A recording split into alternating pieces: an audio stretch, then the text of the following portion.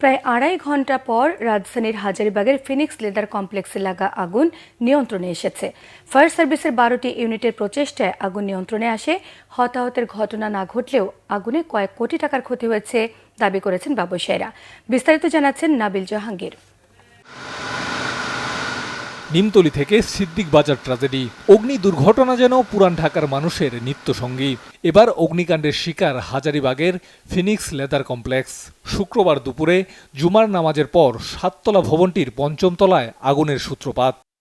কিছু অর্ডারি সাপ্লাই এগুলা হচ্ছে আমাদের ডেলিভারি দেওয়ার কথা ছিল, তো সবাই নামাজ পড়ে জাস্ট খেয়ে আসবে। নামাজ পড়ে ওই যে আমার ছোট ভাই ও দেখলো সিসি ক্যামেরায়, এসে যে আমরা আস্তে আস্তে সব আগুন ধরে গেছে।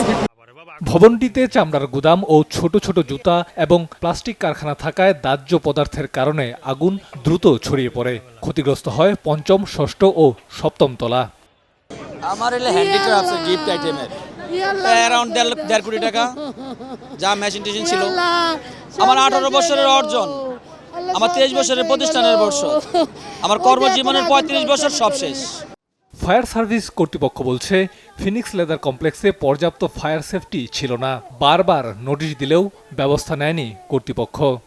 এখানে বিভিন্ন ভাগে ভাগে রুমগুলোকে বিভিন্ন কম্বাসেবল আইটেম দিয়ে, মানে উচ্চ দাহ্য পদার্থের বিভিন্ন কিছু স্টোর এবং ভাগ ভাগ করা হয়েছে। এই বিল্ডিংটা যে খবর পেয়েছি যে এই বিল্ডিংয়ে কোনো ফায়ার সেফটি প্ল্যান ছিল না। এই বিল্ডিংয়ে কয়েকবার নোটিশ দেওয়া হয়েছে। এই বিল্ডিংটা অনেক পুরাতন এবং এখানে এই মাল্টি অকুপেন্টের কারণেই আজ আমাদের এই আগুনটা বেশি বিস্তার লাভ করেছিল। আগুনে ভবনের ৩টি তলা ক্ষতিগ্রস্ত হলেও হতাহতের ঘটনা ঘটেনি। আগুন নেভাতে ফায়ার সার্ভিসকে সহায়তা করে সেনাবাহিনী, বিজিবি, পুলিশ ও র্যাব সদস্যরা।